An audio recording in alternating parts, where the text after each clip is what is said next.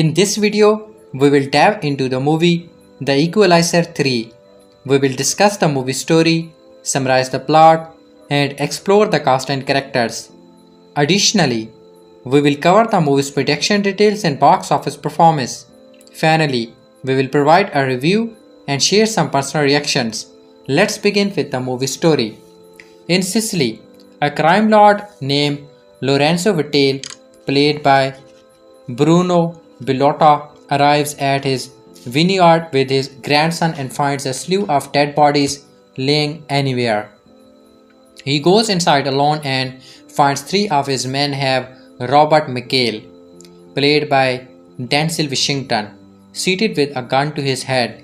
Vitale asks McHale what he is doing here, and he says he was there for something that they had taken that was not theirs. McHale gives them 9 seconds to stand down before he proceeds to kill the three goons and then leaves Vitale crawling away. He grabs a shotgun and blasts Vitale in the head. As McHale is walking away with a bag, the grandson sees him and McCall tells him to stay in the car. The boy shoots McCall in the leg and runs away. McCall drives far enough until he loses consciousness. He is found by an officer, Gio Bonacqui, who takes him to the local doctor in his town. Enzo tells to say that McCall is failed in case anybody asks. McCall wakes up after a few days and learns he is in the town of El Tomto. He befriends Enzo, who finds a place for him to stay, and he also becomes friendly with Gio and his daughter Gabby. McCall starts going by the local case and also befriends one of the employees, Amina. After Enzo asks him if he is a good or bad man, McCall says he is not sure. He is haunted by images of his late friend Susan Plummer, and he remembers how he killed the men at the vineyard one by one. McCall later contacts the DIA and speaks to Emma Collins. He tips her off about what he found at the vineyard in Sicily and suggests she investigate. Collins goes with her partner Frank Conway and a team where they find 11 million euros along with a huge stash of narcotics. She later locates McCall in Altomonte and starts communicating with him over what they found at the vineyard. In the market in Altomonte, a thug named Marco Cantrenta is antagonizing a fish vendor named Angelo over not giving him what he wants, then demands that he have it in the next time he shows up. Marco and his brother Vincent run the Comora, a mafia group that terrorizes Altomonte.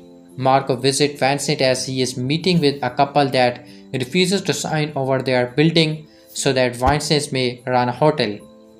He responds by having the wife's wheelchair bound, father thrown and hung for a window, then has his corpse left for the other residents to see as a warning.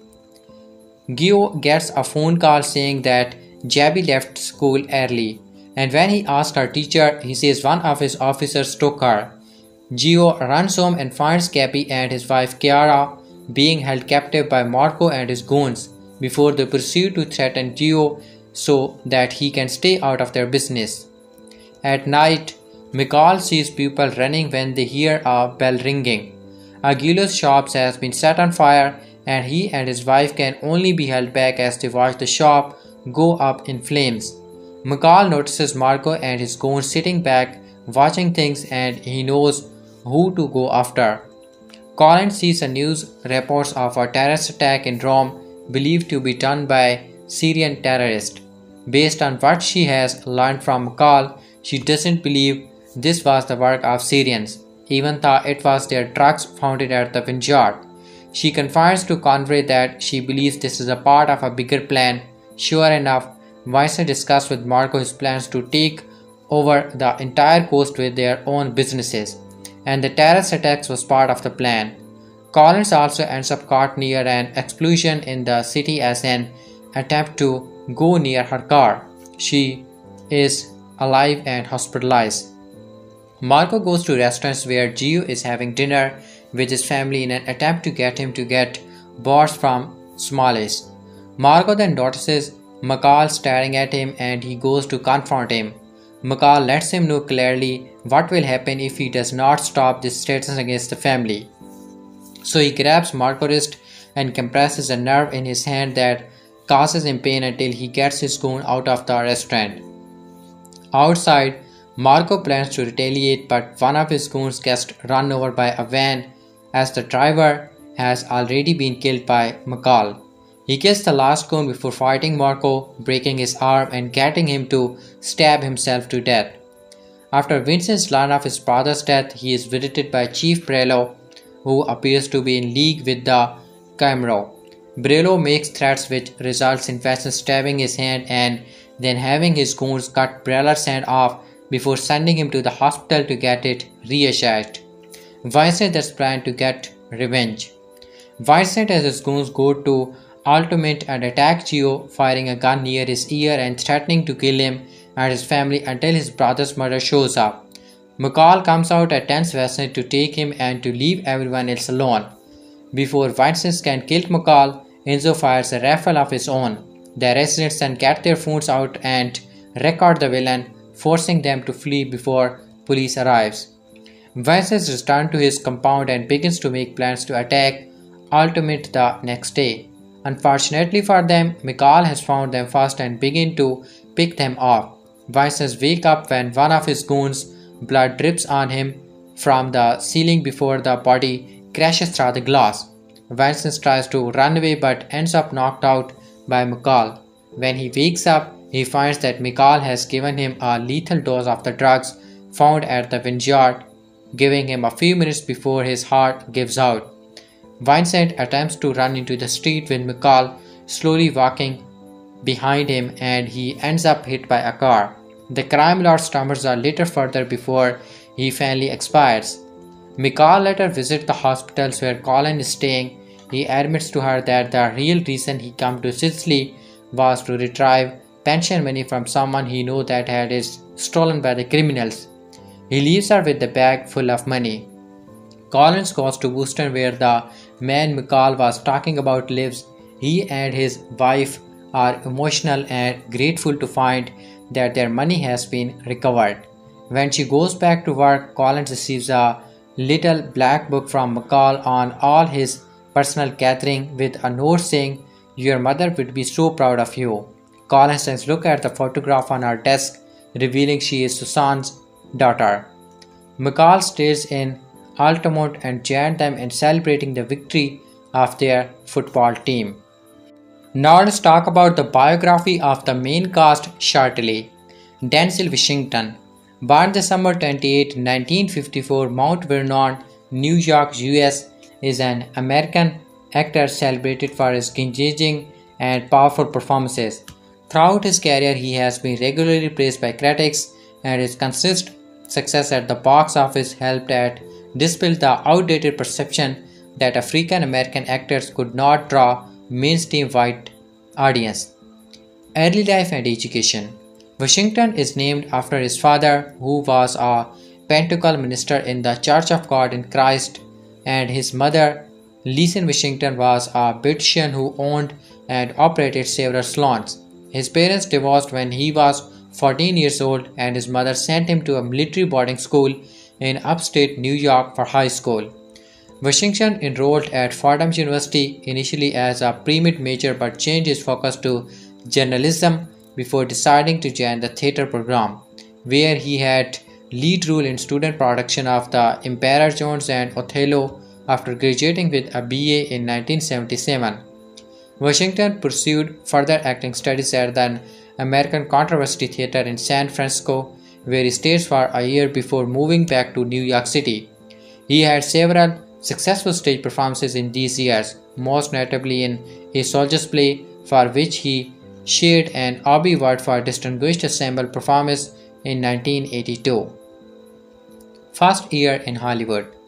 Washington's first film roles were in the TV movie Wilma 1977 and Flesh and Blood 1979.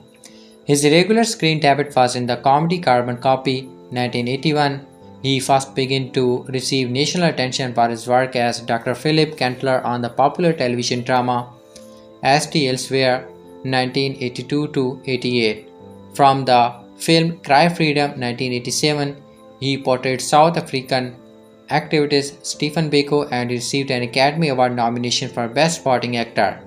2 years later, he won the Oscar for Best Supporting Actor for his performance as a formerly enslaved man fighting in the Union Army in the American Civil War film Glory 1989.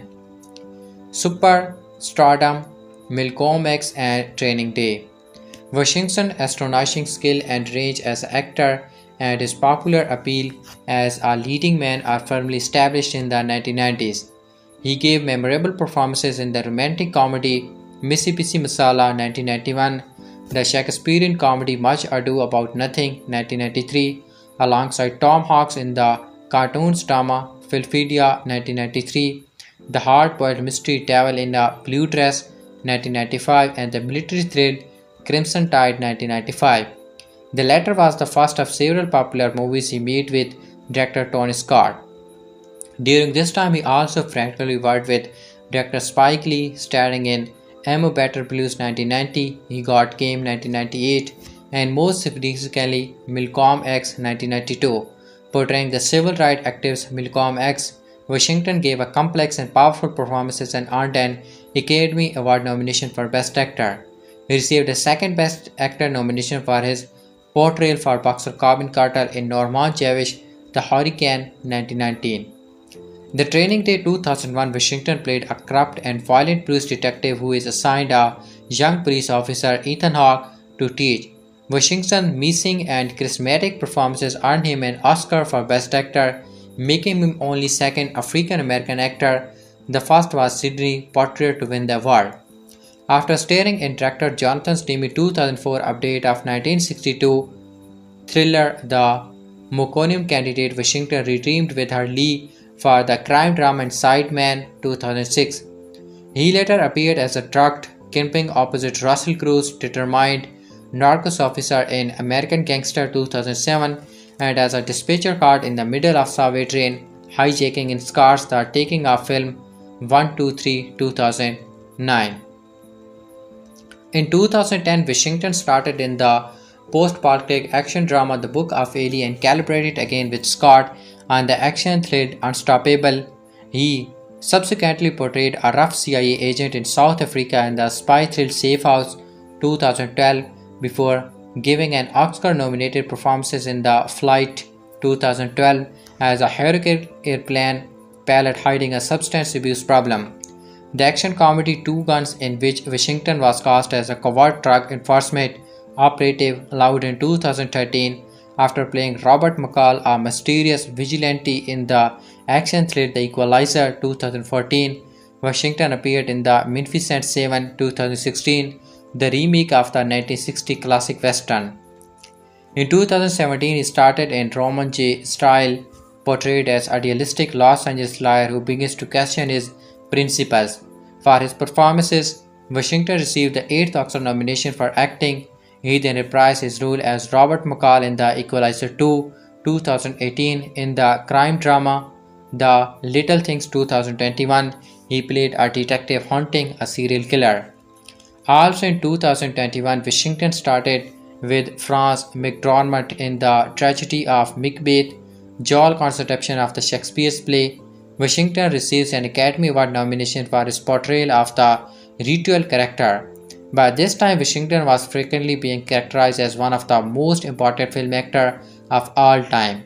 And in 2020, the New York Times named him the greatest actor of the 21st century, with the newspaper critics A.O. Scott writing that Washington is beyond category, a screen titan who is also a subtle and sensitive craftsman, with serious old school stage training and blazing movie star presence.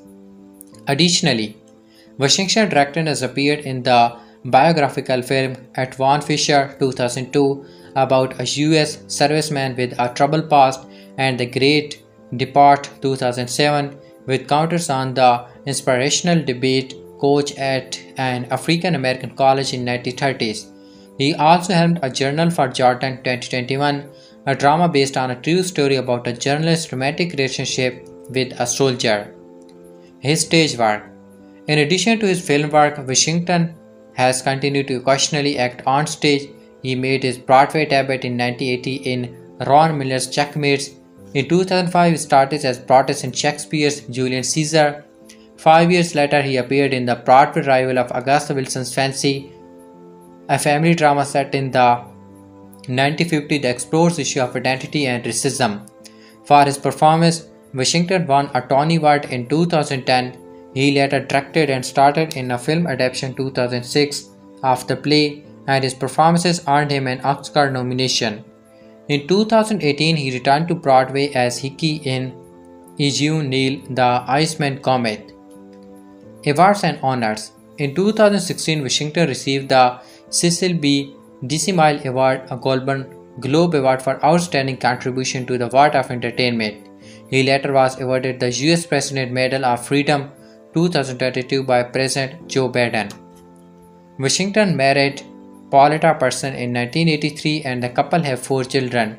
Their eldest child, John David Washington, is an acclaimed actor who notably started in Black K.K. Kalsman 2018, directed by his father's old collaborator Spike Lee. The second main character is Dakota Fanning. Hannah Dakota Fanning, born February 23, 1994, is an American actress. She rose to prominence as a child actress at the age of 7 for playing the daughter of an intellectually challenged man in the drama film I Am Sam 2001, for which she received a Screen Actor Guild Award nomination, making her the youngest minds in SAG history. Fanning had further roles as a child actress in Taken 2002, Uptown Girls 2003, The Cat in the Hat 2003, Man on Fire 2004, War of the Worlds 2005, Charlotte's Web 2006, The Secret Life of Bees 2008, and the lead voice role in Coraline 2009. As an adult, Fanning went on to star in independent films such as The Runaways 2010, Now Is Good 2012, The Iphigenia 2014, and played Jane Voltry in the Twilight Saga 2009 to 2012. In 2018, she appeared in the heist comedy Ocean 8 and had a starring role in the period drama series The Alienist.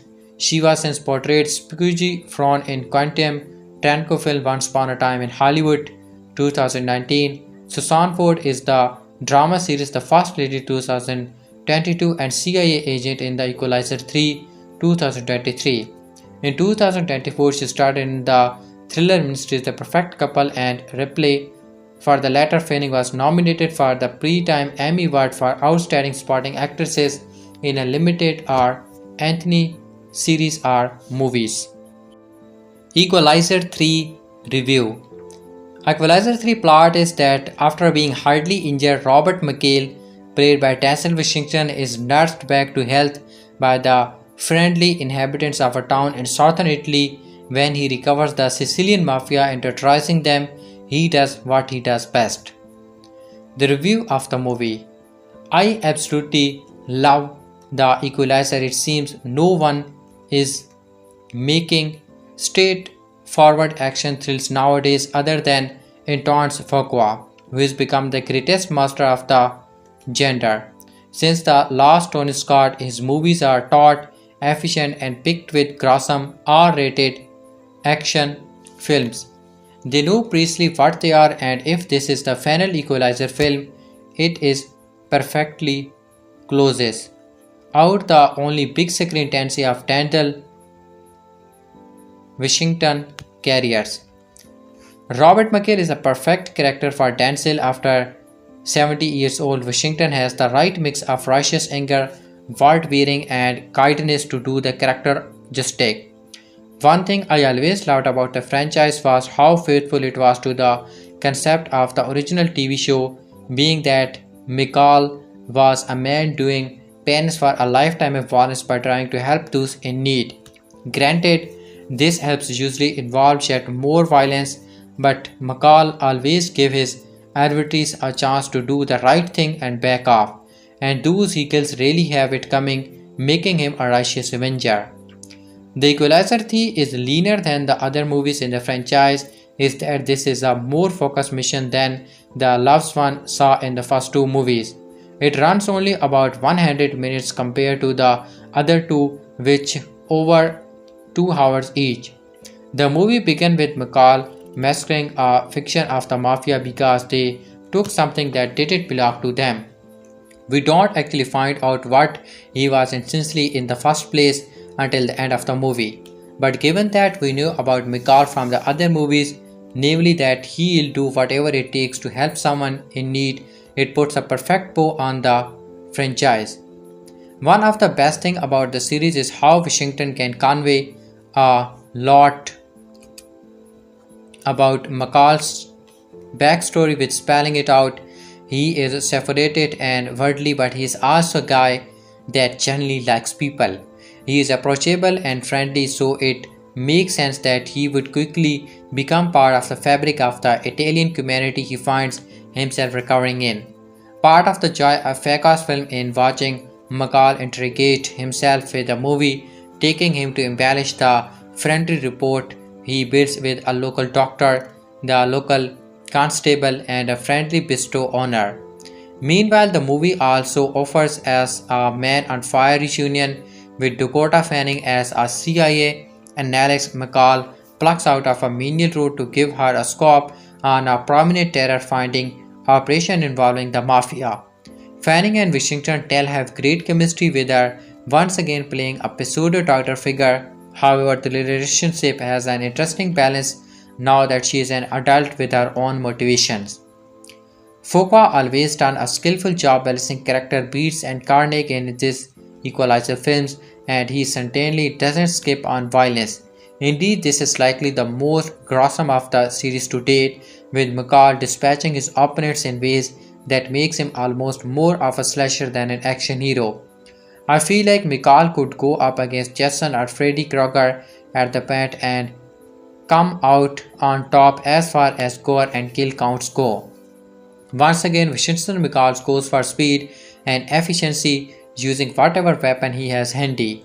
Notably, he also rarely uses a gun. If he shoots someone, usually it's only after he's used the barrel to impale someone through their oral cavity, allowing him to use their skull as an improvised silencer. This actually happened in the movie. This is the hard R material, and it's nice to see Fuqua and Washington are still on board with making their movies as lean and mean as possible. If I have any issue with the Equalizer 3, it's that once again the movie's villain are generic. You know that a random mafioso isn't going to pose much of the threat to McCall, and it would have been great to see Denzel go up against another icon in a final battle royals. Alas, it was not to be. Even still, the Equalizer 3 delivered just as much of the bang as the other movies in the series, and is pretty kick-ass entertainment. In Sicily, an Italian drug lord and his child pull up in a jeep to a squalid villa. Strewn across the rustic countryside, which on better days would be an ideal vacation spot, are the bloodied, dismembered bodies of a goon army. The man exits the jeep with a pistol, leaving the kid in the vehicle. He and one of his henchmen enter the home, where they discover more carcasses whose causes of death riddled with bullets, their faces cleaved by the butcher's knife, grow increasingly gruesome. Noted hitman turned ghost Robert McCall sits beneath two gunmen. In McCall the prisoner, or are they? He of course dispatches them with keys, grabbing a set of keys from the dead drug lord's body that hold what McCall comes to retrieve. You will not guess that mundane package. McCall has just murdered an army of killers to guard, but it doesn't really matter. While the has-fisted Muffisin doesn't serve the rest of the film, this opening scene from its stomach, turning violence to the real lines and operational effects indicate where this once enjoyable nuts and bolts action franchise has gone wrong. And to nice Fuqua, the Equalizer 3 is not just what many assume will be the last film in the franchise. It's the fifth overall calibration between the director and Washington. Their partnership on its face is puzzling. Sure, their first teaming Training Day netted Washington has won Best Actor win, but their successive films has only gotten harsher and dumber since that triumph. What exactly does Washington get out of these films? It's a relationship that often recalls the run Anthony Mann and Jimmy Stewart experience in their eighth picture together. Tha to be sure, Fake of Washington has mined for poorer thematic trailer when Stewart left his pratique bare his good guy image and Arshak mannerism to explore darker stories in month-freeing westerns.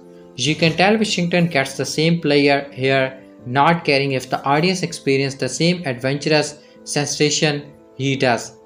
Because make no mistake, the Equalizer 3 is hot garbage. It's also a fascinating but failed attempt by Fuqua and Washington to make their own Mark Stewart films.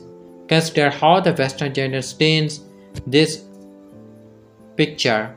During Bacall's raid on the villa, he is critically wounded and eventually discovered by a local cop, Gio, who takes him to a quaint seaside Italian village where a local doctor named Enzo treats the hitman's wound while recapitulating in the restful town. Bacall learns to love the people and the peace they provide him. The local young gang leader Marco looms over them. Bacall, who says he is merely passing through, would rather avoid intervening. Like any Western, when push comes to shove, Bacall will defend them while teaching these escaping people how to stand up to the oppressor. Fuqua and cinematographer Robert Richardson, platoon and a few good men provide further Western details through Chiaroscuro lightning. Washington's Hill House spells danger, while this very frame expresses a close Washington to death. Richardson's asked to capture the actor from extreme low angles, a large on fort painting heroic compositions. The problem, however, is they have made Bacall so vicious we are not quite sure if we should be rooting for him to kill. While it makes sense for the character to show greater brutality after all, in the first Equalizer he was once a calm man idling in retirement, now he is a man fully battered in blood and guts again. Even Washington cannot fully pull across the through line, especially when the script is so weak. Take the primary subplot which sees Dakota Fanning re-teaming with Washington. The two previously started in Man on Fire, this time as CIA agent Emma Collins. Bacall phones a tip to Collins' desk that it will change her career. The information nonsensically takes her from working a call center to field work. Here are nevertheless in flat-out bad. She never proves herself to be a capable agent, and her case involving an Italian drug ring barely connects to Bacall's stay in the village. Fanning appears overmatched in the few scenes that pair occupy together as she unsuccessfully attempts to channel Jessica testosterone in 0 Dark 30. I wish I could say that the action fares better, but the staging lacks imagination, the editing doesn't snap. The score sounds raw. The film would rather go gory and gruesome to paper over its limp choreography than craft anything pondering or memorable. The film's only saving grace is how many fun Washington appears to be having. He makes some surprising decisions that initially feels like outage because of how random they are. Is he still playing Mikhail as the grieving mentor, or does he want to push his character further toward a psychopathic territory? It's become old that and kind of lazy to compare every contemporary action film to John Wick, but this franchise, which launched the same year as the first John Wick, struggled to involve like Keanu Reeves' films did. The trilogy has no emotional core, no narrative continuum, no player with the gender it calls home. Instead, its successive offering, the Equalizer franchise, is tragically unsaved. As I arrived a couple of hours early for the first The Greatest session, I realized there was enough time to see another movie. While I waited and scratched one of the current releases off my pile of shame, there were a couple of options until I saw The Equalizer 3. From memory, I like The Equalizer 2, and I have often dreamed of living on the Italian coastline, but then I realized who the leading cast member was for this film and who it was for the creator, and I know that was a double bill that sold itself. So, to set the scene, a while after the events of 2, we find ourselves away from Africa and on the island of Sicily, Italy. An older man arrives with his grandson at a winery to discover all his henchmen are dead outside. Walking through the Carnegie down into the heart of it, we find one personal underguard, but that one person is Robert McCall, played by Denzel Washington, and a couple of guns will not stop him. Okay, a rifle to the back might, but when he is found by a local carabiner Gio Bonsi after feeling unconscious behind the wheel and saved from bleeding out by local doctor Anzo Aricio. Robert takes a liking to the town and thinks he is where he could find some peace, and that was the wrong time for the mafia to try and muscle their way into the town. I think where Equalizer 3 Excel is in its don't tell show form of filmmaking. If you had never watched a single Equalizer film before now, you would know what type of man Robert is before he even comes into the frame. The slow walk through the country house as Carnegie littered the kitchen and hallways is more revealing than if we had watched the sequence play out itself. The reverse is true when he ends up in Altamonte and we get my first experience with a friendship montage where the two friends are a character and the whole town, but you find you kind of just vibe with it, and that's nice. From a visual perspective, this is an absolutely stunning film. The Amalfi coastline in such a beautiful place in Italy, and this film makes the most of every frame. I mean, this is probably just targeted at my romantic heart, but goodness, would I want to live in one of those houses looking over the Mediterranean, sipping tea in my flower garden. Oh wait, I have digressed. The action sequences are all well shot. I like how they would backlight Denzel in the smoke mirrors and focus on memorable statues, leaning into the almost mythical status like an entity similar to a region that you never want to cross. From a narrative perspective, I like that they talk about the consequences of it all. At one point, Robert tells that mafia to their faces that they just go unlucky with their timing and they been there a couple of weeks early, they could have gotten away with it. Is there not a lot of depth going on here? Mafia comes into a time, the mafia finds out that this is a bad idea, and then the mafia decides not to learn the lesson they have been taught. You care because the film does a good job connecting you with the town and its people. There is a subplot with Emma Collins and Frank Conroy, but beyond some banter, you could have removed it from the film and nothing would have been lost. Also, the wider plot does start to lean into the silliness of Scario Day of the Soldado at times. Thought Dakota is making the most of every moment she is on screen. In the end, do we recommend The Equalizer 3? Yes, we will. It is not doing anything revolutionary, but the setting, solid action scene, strong supporting cast, and Denzel Washington's charisma make it an entertaining watch. If you like The Equalizer 3, we would recommend to you Nobody by Brian McNamara. You can check out. If an actor's career can be said to obey the same laws that govern physics, then Denzel Washington stands in the third big screen Equalizer reboot, the Equaliser, represent the corresponding opposite, reacting to his lost role as a Lord Backpath for Joel Keane. Washington brought a frailty and introspection to the Tench of Cawdor, played as a greying lion rent with insecurities giving way to a corrosive bloodlust. As Robert McCall, the erstwhile Marine and intelligence agency ghost cleaning up the streets in his retirement, Washington gets the chance to refute the idea that the savage passage of years must eat away at a man. Yoked with the same weight of pre-genetic target, he is now able to conquer it and win at life, his willingness to kill making him a hero rather than tragic figure. With a superhuman physical fitness allowing him to dominate tough a third of his age, a tactical, a comic creature, the illusion that he knows everything at all times, and a teasy little report with a decades younger waitress at his favorite cafe. He projects the picture of capability, age is just a number. In this case, dwarfed by his body count, as Mikhail spends a few scenes poring about a cane following an injury sustained in the field. The anxiety of getting gold nips as this movie seals, but its pipe dream of overpowered obsolescence responds with AK-47 fire. Director Anton Chekhov wants a little bit of the Shakespearean gravities from Washington, who conveys a clean understanding of his rudimentary character.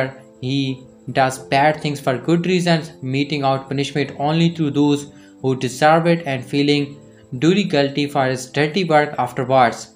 Mikhail has a conflicted relationship to violence, but his film does not. The big distinguishing factor in the final piece of a profitable trilogy, its merging firm up with generous product placement for American luxury car brands, its capability driven by Italians, its hysterical hunger for carnage in tons, fun and sickening, just a notch or two away from the high standard by the Universal Soldier Day of Reckoning. Feka and cinematographer Robert Richardson go out of their way to show us the wanton gore after modulating a shot so that the camera can get the most unstructured view of ruptured arteries or thieves sticking out of face. In one moment suggesting a superior cut willing to go all in one mutilation, Mikhail coaches an enemy eyeball out, jams one barrel in the hall, and shoots another assailant through the skull. Don't worry, it's fine, they are all mafia. Mikhail lands in a postcard quality seaside town by the Sicilian shore after an assignment gone belly up, and takes it upon himself to park the area of the organized criminal, forcing everyone out to make room for developers.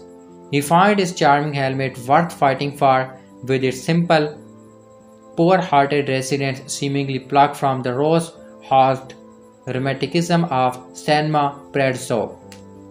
It's an unmistakably American version of Italian country life, all flattering ad salesmen and convivial fishmongers and religious paraders.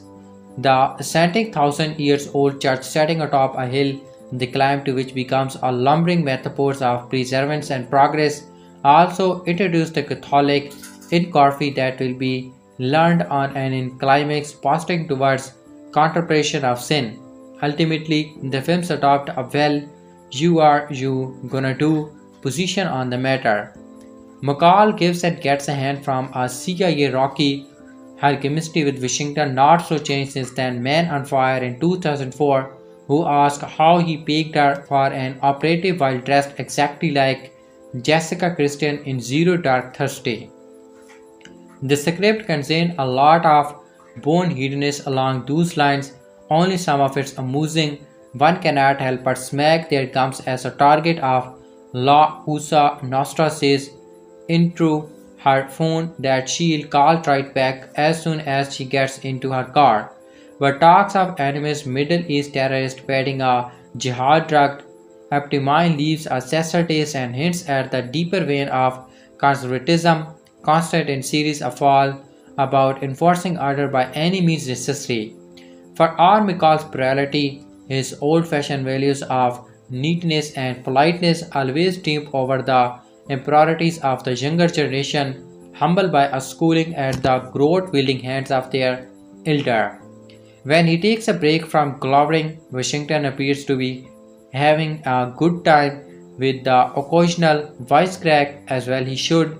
His Sony subsidized European vacation double as good PR, framing him as a movie star at the top of his game even as he waits through a forgettable port bowler. Like Mikhail, he knows his tool and arsenal not of guns and blades but of withering stars and crumpled smiles, yet almost enough to outshine everything else. Viewers of the certain age will recall the regular 1980 TV series starring Edward Woodward, upon which this is loosely based. Loosely is the keyword here, as the Equaliser 3 bears little resemblance to the source material. Mind you, neither did the previous film. I enjoyed the first, can barely remember the second, and this one, well, it's the usual ultra-violent nonsense, this time set against some splendid Italian and Sicilian scenery with the ever-dependable Denzel Washington remaining the main reason to subject ourselves to the Cecilia Eden meme. The cloth is something and fast in the entry, particularly the one the postal mafia villain drops. These ready resemble lives in the apartment village filled with Roman statues. Denzel Washington could continually be chassis as a pre-side actor with his lengthy resume of award-winning films. Washington brings a smooth, ever-charming presence to any role he takes on, and was certainly he case back in 2014 when he took the role of Robert McCall in The Equaliser, a by the number variety movie that 100% thrive on the stock but commanding performances from Washington. Fast forward 9 years and we find the legendary Denzel Washington completing an unsuspecting trilogy with The Equalizer 3, once again directed by Anton Fuqua. After the buffet of one-man army killing the first two films delivered, Part 3 sees Washington's Robert McCall attempting to escape the violence of this past in a quiet town in southern Italy. McCall, for the first time in years, feels at peace. He feels at home and welcomed by the local townfolk, which is why he feels compelled to do what he does best when his new friends and the town he calls home needs protecting from a sadist mafia capo and his crew. So as you can see, the third entry follows that similar path of the past action hero wanting to hang up his weapons to live a peaceful life, and The Equalizer 3 does hover extremely close to the standard plot beats for his Part 3 formula. From McCall desires to retire to the procedural correction of sporting characters to the plug-and-play villains and their routine motivation, it's all stuff we have seen many times, and it was a bit disappointing to the movie. So, 3 films in, we know what to expect from an installment in the Equalizer franchise. Our hero will dispatch the bad guys in absurdly violent fashion, but only after warning them that he doesn't want to kill everyone. The violent nature of the trilogy has never been hidden, as this had more in common with the Taken series that the television shows based on, but it becomes even more pronounced here. A new location and some repeated religious iconography is just window dressing. That flick is more of the same, just with diminishing returns. The Equalizer 3 is overly familiar and tired despite a committed Denzel Washington. There's also focus on hyper-violence that, while stylish and occasionally morbidly funny, is at odds with the story that the film is trying to tell. The series has always been gory, but while The Equalizer did it well, with The Equalizer 2 falling a bit short, continues the downward trajectory. Luckily, it appears to be ending with the trilogy. I enjoyed the first one, but the franchise has run its course. Robert McCall Washington has given up his violent past, though he still seems to be doing the odd job here or there. We meet him once again while in Italy, laying waste to some folks in a shadowed vineyard. Wounded as he leaves, he is found by a friendly police officer and brought to a small town doctor. Patched up but needing to heal, McCall spends time adjusting to this quieter life, finding it to his liking.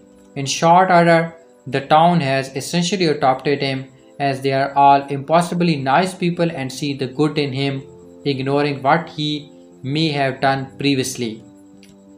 Accomplices to the lives he is grown to love in the town, McCall is going to have to get violent once again if he is to save them.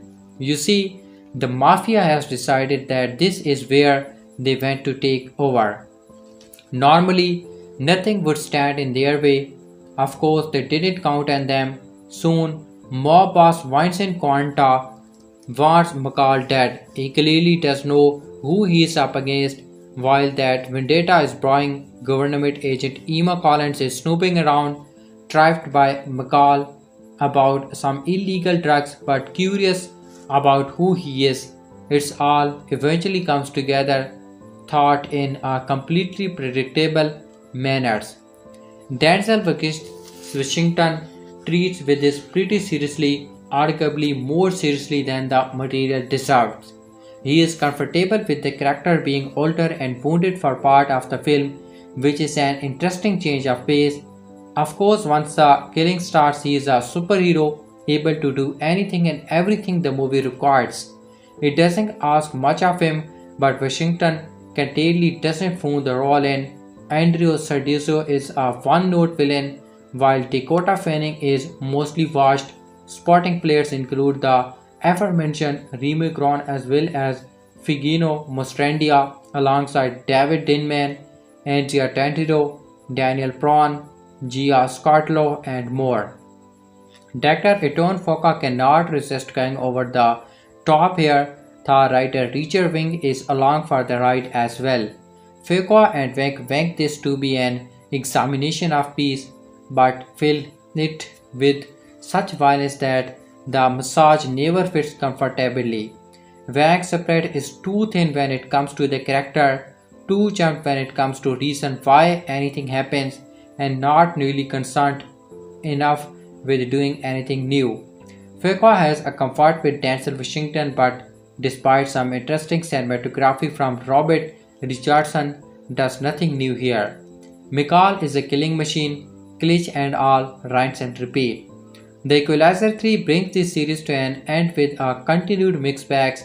Depending on how much you have liked the previous two films, that will play a lot into how much you like this one. The movie is too violent and too thinly drawn, but there is a satisfying lizard brain element to it all, so it's far from a bad flick, but one that kept me a few steps away from offering up you a recommendation. The box office performance of the movie. The Equalizer 3 starring Denzel Washington has accumulated $182.6 million worldwide after being in theater for nearly 2 months. The film's overall domestic income is now $91.5 million, while internationally the film has grossed $91.5 million. This weekend, the sequel grossed an additional $2.6 million overseas while playing on over 37,000 screens across 50 markets. On Friday, October 20, The Equalizer 3 came in at number 11 at the domestic box office, the same spot as nabbed the week period with a gross of $1,040,000 at the end of the business day. The Equalizer 3 surpasses both Barbie and Oppenheimer, which came in at number 13 and number 14 respectively at the domestic box office this Friday. This comes after a stellar debut during Labor Day weekend, where The Equalizer 3 came in at number 1 with $42 million.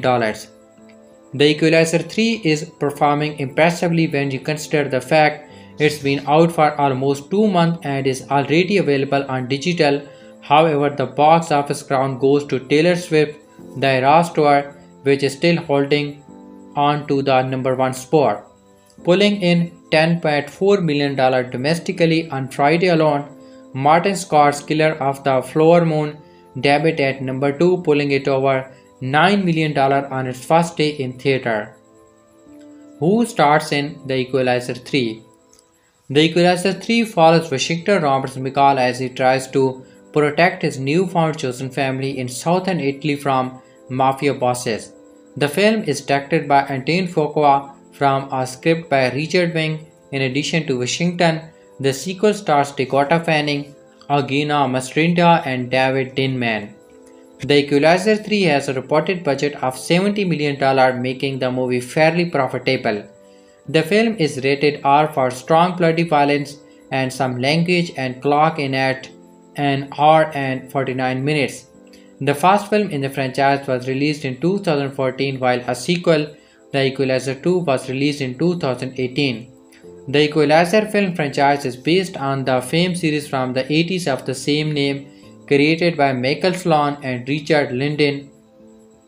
The Equalizer 3 knocked down new global box office benchmark. Sony's The Equalizer 3 came out all guns blazing over the Labor Day weekend and has been able to deliver the good during a rather tough phase at the box office. On its 27th day in theater across the world, the action film passed the $150 million mark at the global box office, putting it closer to its two preceders, with accidentally conclude their domestic and worldwide runs with near identical totals. This means that $1 million here or there could either make The Equalizer 3 the highest grossing movie of the trilogy or the lowest grossing one. As things stand, the film has earned around $83 million domestically and another $67 million from overseas market for a global total of just over $150 million. The film's biggest foreign market are the UK $9 million, Australia $5.5 million, Spain $4 million, the Netherlands $2.6 million, and Italy $1.9 million. The Equalizer 3 experienced a bit of a stumble in its second weekend but has since been able to stabilize itself.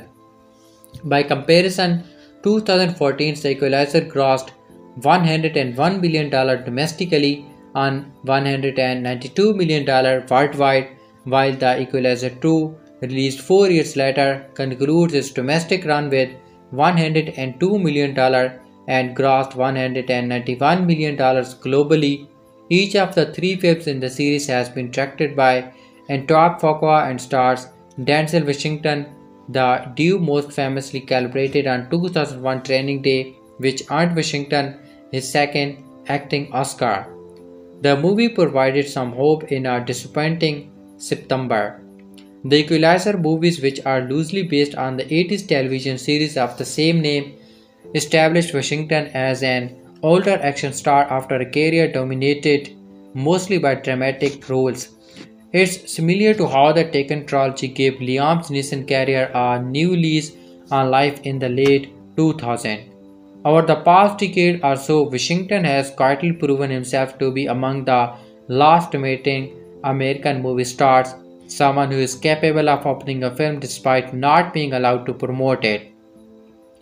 The Equalizer 3, released amid the VGA and SAG extra strikes during talent was forbidden from engaging in promotional activities. The period caused millions in losses for studios and artists and also resulted in the delays of several high-profile fall releases.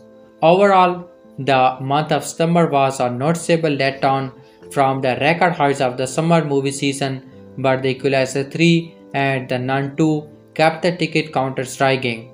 This weekend we will see the release of another franchise sequel, Saw X, which is expected to duke it out for the top spot with the original science fiction film The Creator, earning the best reviews of the trilogy and a K from Collider's Nate Richard. The Equalizer 3 also stars Dakota Fanning, David Denman, Sonia Marr, and Remy Grant in supporting roles.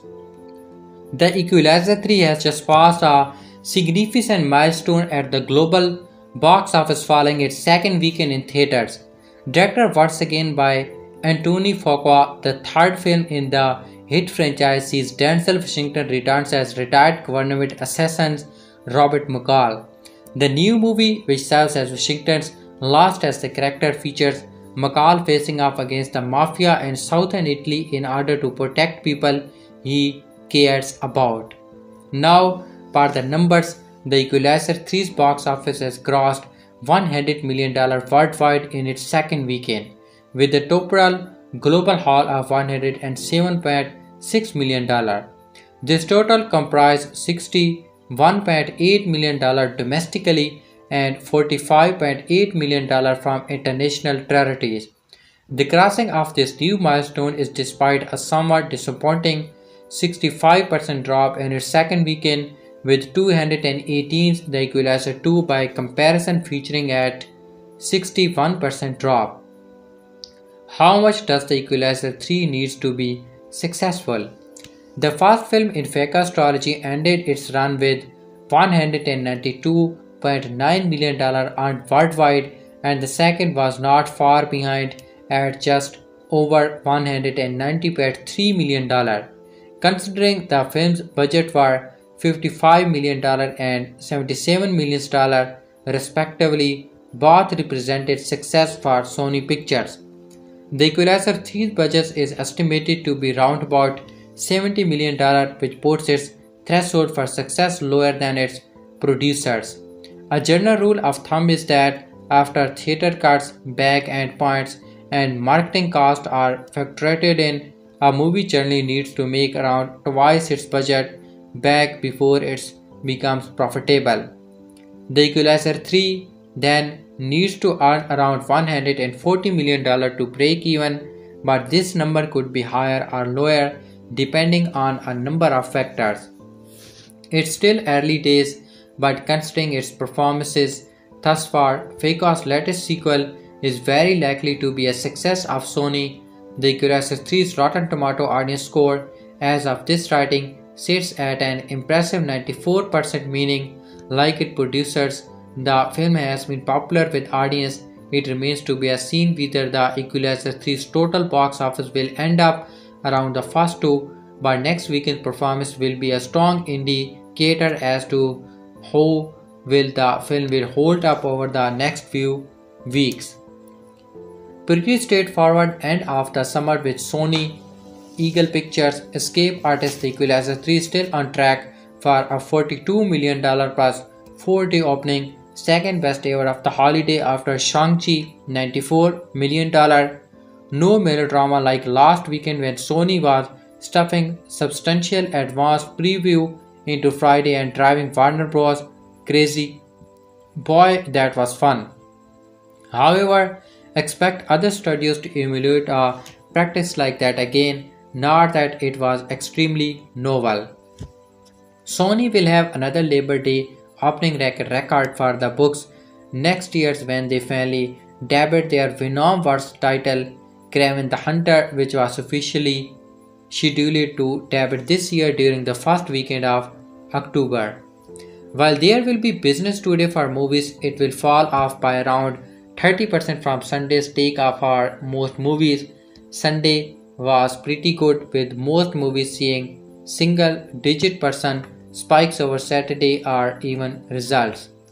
There seems to be little fight for 7th place with MGM's Bottom and Warner Bros. The Make 2 both claiming $3.65 million. Despite the ongoing SAG after strike and actors unable to promote, look for this box office rally to continue into next weekend with The Nun 2, which is eyeing at $30 million plus opening. Warner Bros. Typically has had a big horror film in the past Labor Day space, the last being 2019 IT Chapter 2 with debut to $91 million. They had James Wan's Millicent in 2001, but the pick got lost at the box office as it was day and day in theater, and an HBO Max opening to plotly $5.4 million. The Equalizer 3 beats Blue Beetle in $150 million box office race. Sony Pictures action-packed sequel, The Equalizer 3 has achieved a significant mark at an otherwise slow global box office. The film connected 4,040,000 at the North American box office on its fourth Wednesday, crossing the $150 million threshold in worldwide earnings, placing it in close competition with its producers, which concluded their runs with remarkably similar earnings. Accidentally, the film has also left behind the DC Comics adaptation Blue Beetle, which is sitting at $125 million and is unlikely to reach the pivotal mark. The Equalizer 3 had stormed into theater over the Labor Day weekend, overcoming the challenges faced by the box office during this phase.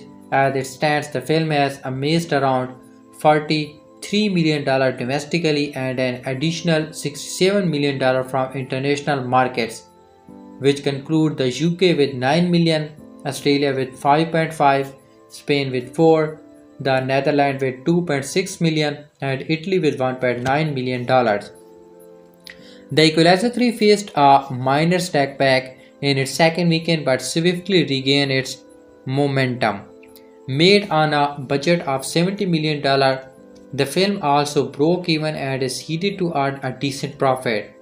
In comparison, the first Equalizer film had grossed $101 million domestically and $192 million worldwide in 2014, while its 2018 sequel The Equalizer 2 closed its run with identical totals of $102 million and $191 million respectively, led by Denzel Washington, who once again proved his status as an action superstar. The Equalizer trilogy is often compared with Liam Neeson's old school Taken trilogy. All three films in the series are directed by Adrien Fuqua, who also directed 2001 Training Day, which earned Washington his second Academy Award. Mikhail Kavas, who helmed The Conjuring, The Devil Made Me Do It, and The Courts of La Llorona, takes over the sequel from Corin Hardy, who directed the first. Tessa Firming returned as Sister Irina, with Storm Reid joining as a young nun at the score of with the Demon Mother Superior, also back in Janus Beckett as Marine, who left the nun with a Baxan Thea. Equalizer 3, Sony, Friday $13.1 million, Saturday $11 million, Sunday $10.5 million, and the next day is $1.5 million. The Equalizer 3 will hit $42 million over 4 days, easily the second best opening of Labor Day weekend ever, following 2021's Shang-Chi, which did $94.6 million. 3 day is $34.5 million or $2.6 million Patron, which is the third best domestic opening for filmmaker Adrien Fuqua after Equalizer 2 and The Magnificent Seven, and the second best star of the franchise, Friday, as 13.1 including Thursday previews, which is jacking up forecast for the weekend. Equalizer 3 is the confidence by TSG and Eagle Pictures. As Comscore predicted, the summer global box office has clicked past $4 billion, a normal threshold in any summer, but the first post-pandemic, thank you, Barbenheimer. The other things to apart with the threequel in that quite often these guys with a gun movies become diluted at the box office. Garner Butler a name distance fire with distributed getting by a low PNS and accomplished cast. Sony and Escape Artists have finally developed this Denzel Washington series with great care and kept the pot dry, and the ticket sales are showing that the series in Washington's only film franchise on this resume.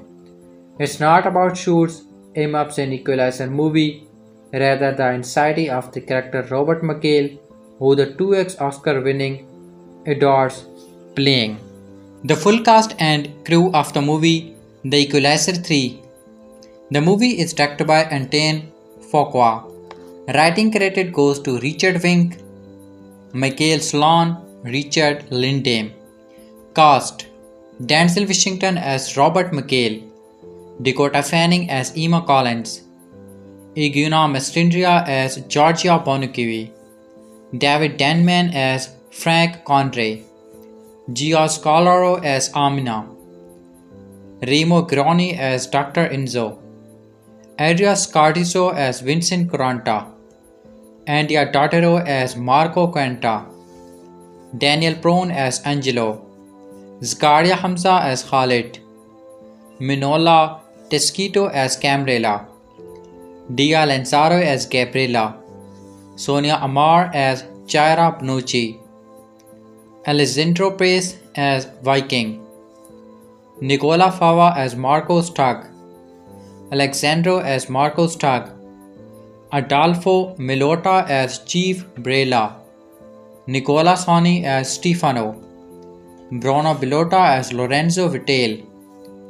Adriano Sapri as Vitale's grandson, Valero Di Silva as Sicilian investigator.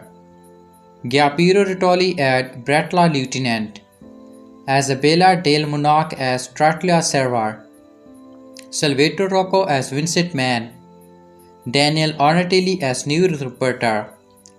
Ligo Catani as teen tug.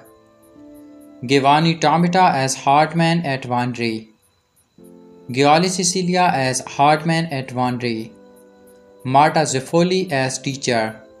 The movie is produced by Tarek bin Ammar as executive producer, Todd Black as producer, David Blomfield as executive producer, Jason Blomithal as producer, Vito Clezo as line producer, Tony Baltrig as producer, Antoine Fuqua as producer, Andy Mitchell as executive producer, Smear M. Patel as executive producer, Goja Kuranta as associate producer, Kat Samik as executive producer, Alex Siskin as producer, Enzo Sisti as executive producer, Steve Tisk as producer, Clayton Townsend as producer, Denzel Washington as producer, Richard Wink as co-producer.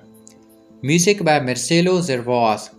Cinematography by Robert Richardson. Editing by Conrad Puff Ivy. Casting by Barbara Giordani, Lancy Graham, Marisco Vidovati, Mary Verno. Production design by Nomi Chauhan. Art direction by Vary Sessoni, Assistant Art Director, Silvia Clofesenti, Junior Art Director, Leonardo Grillo, Junior Art Director, Gianpolo Refino, Supervising Art Director, Saviro Smali, Senior Art Director, Basit Siciliano, Art Direction. Set direction by Chiara Belducci. Costume design by Giovanni Calsavado. Makeup department by Calcira Antinori, makeup artist. Silvia Castellocchi, key makeup artist. Larry M. Cherry, hair stylish. Marilla Conti, key hair stylish. Dalia Del Gubo, makeup artist. Adrian Demas, key special effect artist. Carl Fullerton, makeup artist. Francesca Aimando, hair supervisor. Nicola Mariano, hair stylish. Luca Mirzoccoli, personal makeup artist. Federico Moniconi, key makeup artist. Maurizio Nerti, makeup designer. Stefania Santivel, makeup crowd supervisor. Domingo Santoro, hair designer. Francisco Scalera, hair stylish. Marica Bianco, additional makeup artist. Rusa Falco, additional makeup artist. Delna Nicole, additional makeup artist. Production management. Franska Boy as unit manager. Tommaso Crangnani as production assistants. Cristiana Di Rossi as production manager. Steve Demko as post-production executive. Leonardo Peppa as assistant unit manager. Leonardo Pepuni as unit manager. Massi Milano Sisti as unit production manager. Clayton Townsend as unit production manager. Set unit director or assistant director. Petro Belloni as assistant director. Valentina De Casson as second assistant director. Lorenzo Di Nicola as fourth assistant director. Andrea Flaherty as additional third assistant director. Chiara Ferrosi as crowd second assistant director. Lorenzo Grasso as first assistant director. Stewart Hamilton as first assistant director. Gulka La Russa as floor second assistant director. Barbara Petrovich as key second assistant director. And Gisa Zenoso as base production assistants. Art department. Filippo Angeloci as art department coordinator. Zara Alessandro set dresser. Roberto Benetti on set dresser. Gossip Kufenga as painter foreman. Adriana Custado as set designer, Chiara Cecil as painter, Christina Cecil as head painter, Dylan Coburn as storyboard artist, Natalie Tenelova as satirist artist, Fisto Di Rossi as concept artist, Carmela Exposito as assistant graphic designer, Fausta Langon as art depth coordinate assistants. Now let's talk about the ending of the movie The Equaliser 3.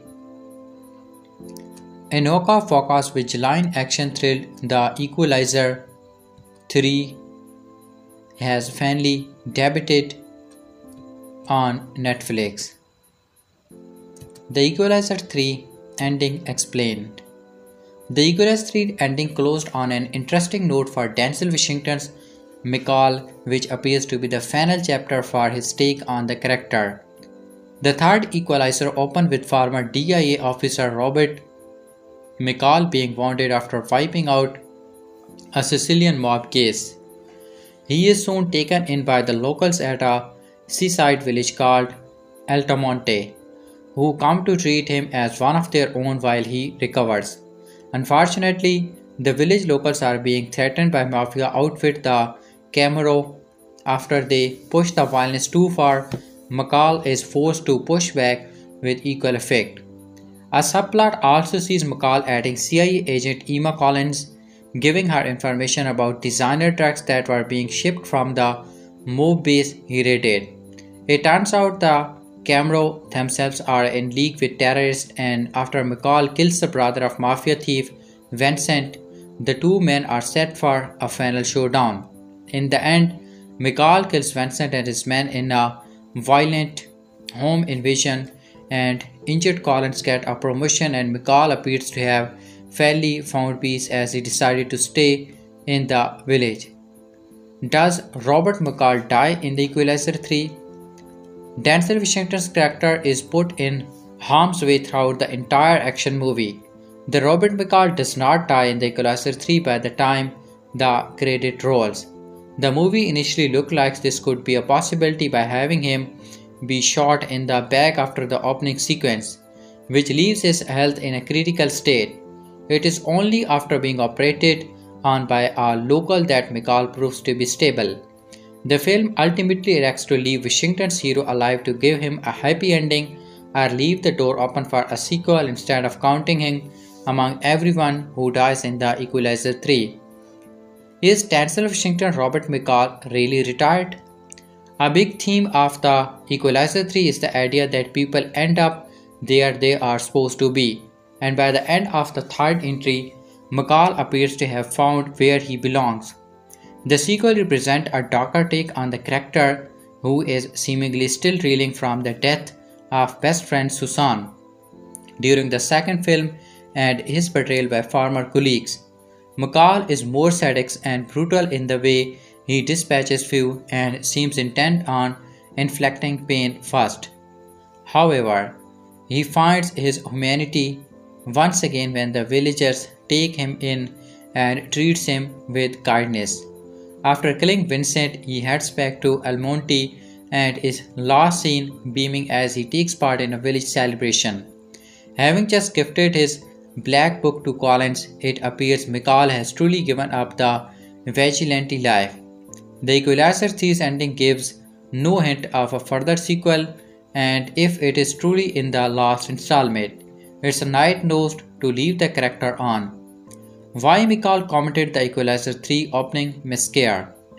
The opening of the threequel feels like something of a slasher film, as a mob boss comes home to his vineyard and discovers the bodies of his men littering him home.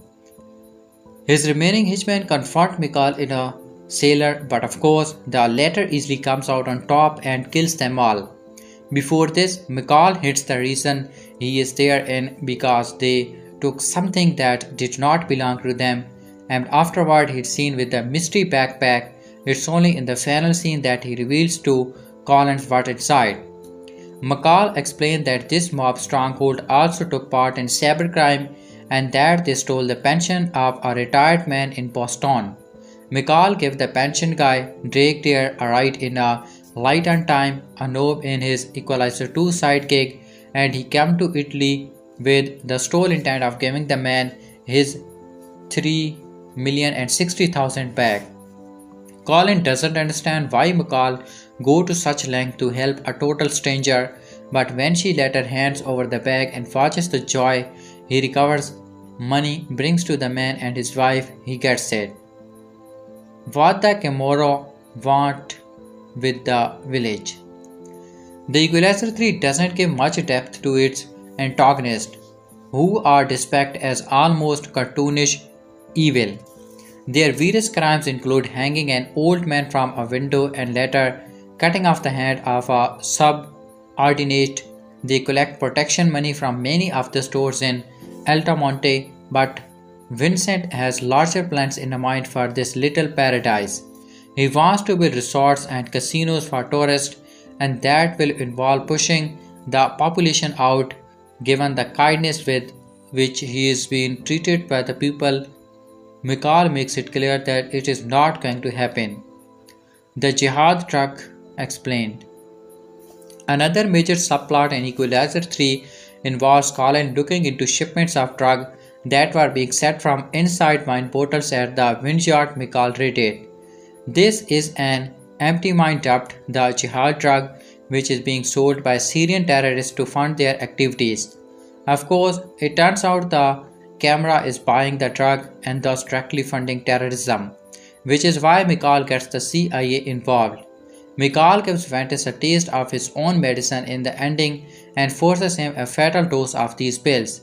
He then walks with the fleeing Camaro thief into the village and waits until he dies from his overdose. Collins is Susan's plumber's daughter. Another lightning mystery running throughout the film is why Mikal is helping a random CIA agent. He and Collins form a nice bond, but he always avoids answering why he contracted her. The final scene in Collins' office following her recovery from a car bomb planted by the Camorra that nearly killed her answered this question. She finds that Mikal has gifted her his black book with a message stating her mother would be proud. Colin then looks at a graduation picture on her desk, revealing she is the daughter of Mikal's old friends Susan and Brian. In acting as something of a mentor to Collins and then imparting his little book of names and secrets, he is setting her on a path towards becoming a great agent like Susan was. It's another sign that Mikal himself is ready to hang up his equalizing base and retire too. What director Anthony Fuqua has said about the Equalizer 3's ending and Robert Mikal's fate. The third film in the Equalizer series is being tapped as the final outing for both Washington and Fuqua. Denzel Washington said that the Equalizer 4 could happen, but it would have to be without him. But while the actor has indicated that a fourth movie with a new actor is on the table, Fuqua's comments indicate otherwise. According to the director, Fuqua is open to directing the Equalizer 4, but he too will walk away from the franchise if Washington is not on board. With Fuqua's return to the director's chair being dependent on Washington's return, a fourth installment is looking increasingly unlikely. Will the Equalizer 4 happen? How a sequel can work? Director Anthony Fuqua previously entertained the notion of Equalizer 4 could feature a directly D.H. McHale even starred Denzel's son, John David. The former option seems to have been ruled out by Washington, and the latter scenario, while technically possible, probably will not occur either unless Fuqua changes his mind. In the event that Washington and Fuqua do re-team for a fourth film, it would be relatively easy for the story to continue. While some theorize that the third outing would see Mikal himself die, this is not the case. Instead, the sequel ends with Mikal finding some inner peace. The Equalizer 3 very much serves as an ending, but it does not negate a fourth entry at all.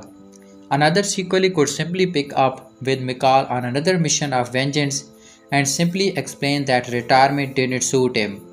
Now that Collins has been established as his new ally, She could also come to him for help on an operation that needs the conventional method. Of course, heading in that direction could risk the Equalizer 4 having to repeat the Equalizer 3 ending by retired Mikhail yet again. The Equalizer 3 ending explain, does Mikhail finally find peace? The Equalizer 3 has one of the most underrated action film franchise in recent years. So let's explain the Equalizer 3's bloody ending. One of the things fans have been intrigued by with Tony Faka's The Equalizer 3 is how the director intended to wrap this franchise up. Denzel Washington has rebooted the story of the former Marine Robert McCall in a truly brutal manner. However, his latest journey to Europe has been deemed his final hurrah. But maybe that's just what Foka would like fans to believe. That's because as long as the film makes money and the hero survives, this might not be Equalizer's final entry. And make no mistake, as Robert takes on the Italian mafia in his signature crimson fashion, there are many close calls that almost take his life. However, as much as the final brings closure, there is a door left ajar for more Equalizer. The Equalizer 3 takes out the mafia in El Monto. The story finds Robert visiting Cecily to kill Fox at a winery in a series of every personal action scenes. He ends up getting shot after taking some money from the establishment recovered to be a frog font. Robert recovers his El Monte right after contemplating ending his life like in the first movie. Sadly, he realized this place he's come to love as home after recopting for a month is under attack from a gang. The Kimura Mafia is escorting businessmen, and as time involves, they want to force people out and extend commercial operation. To make matters worse, they are dealing in weapons, drugs, and any other nefarious things they can get their hands on. The story leads to Robert working with a CIA analyst, Emma Collins, who finds him after he tripped her off about the winery. He uses her intelligence and begins another vigilante campaign. The movie concludes with Robert slaughtering the goons and drugging their boss, Vincent. The man ends up stumbling into the street, getting knocked over and dying. The Robert, its sweet karma, and as all the people that suffered under Vincent's torture, Ryan get to see him dead. The Equalizer 3 makes Emma a key partner. Now fans were excited to see Fanning reunite with Washington after Man on Fire, and make no mistake, there's a nuance to their bond. They don't get to spend much time cultivating a personal father-daughter bond like Man on Fire, but they are integral to each other's survival. Emma feeds Robert intel while he saves her from a bombing after the mafia target her. It's unknown why he gravitates to her after then needing an ally, but clearly there's something special he's hiding. The final has him visiting her to let him know she has done well. When she gets back to the office, he leaves her his black book with a ton of data and past missions. Robert also leaves a note that her mom would be proud. It turns out that Emma's the daughter of Susan Plumber, one of Robert's former colleague and a person he considered a sister. He had to save her husband, Brian, in the second film during an attack that claimed Susan's life. Thus, it brings Robert's and Emma's story full circle. He wants her to use the Italian job to gain promotion. As he knows she is a good person from an exceptional family, he does just that. Grateful that she has a friend like Robert lurking in the shadows, it teases maybe Equalizer Force could have them as a dynamic to earn more jobs. Alternatively, Foka could look at Denzel's son, John David Washington, for a prequel that shows more of Robert's past relationships. The Equalizer 3 is the perfect ending. However, Equalizer 3 is the ideal way to end the story. Robert closes the movie by celebrating with the town after a football game. These are people who will keep his secret and the tribe he's thought for so long. He is welcomed there, loved the food and art, and even sparked something with a waitress Amina. He's been through a lot, so it's time to let his trauma rest and give him a happy ending. What's worth nothing is that he is a good guy who deserves the best.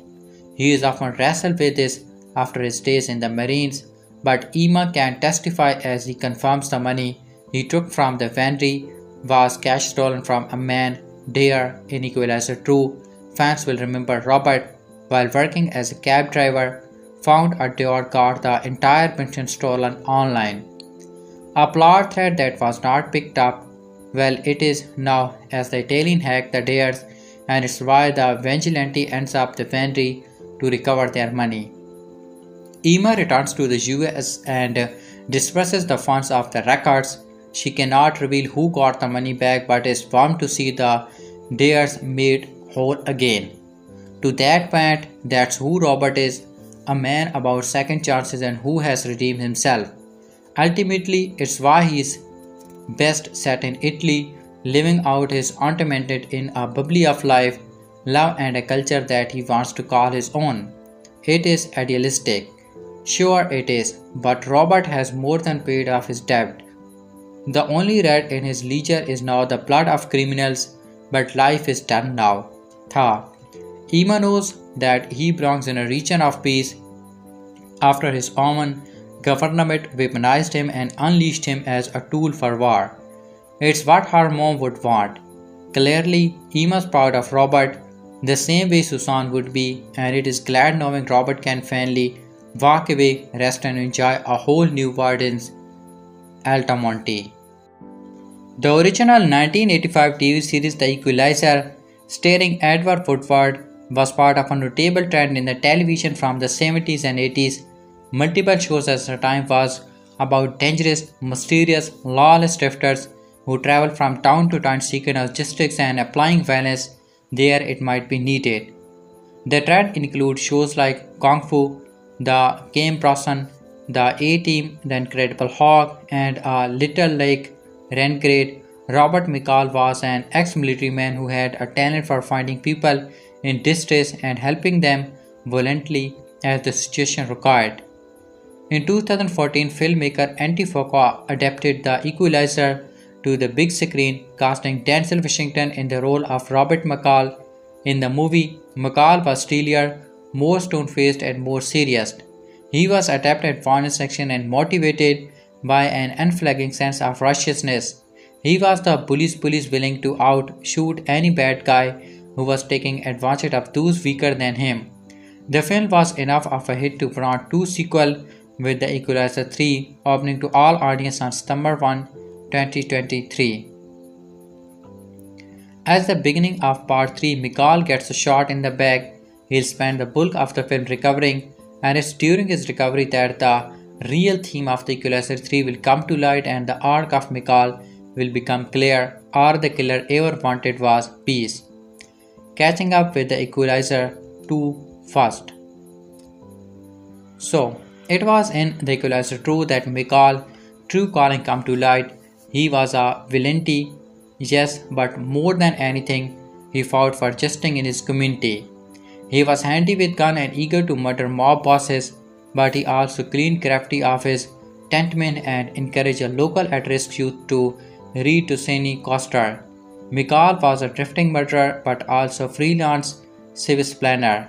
He didn't kill because he had an ethy trigger finger and an impulse towards death.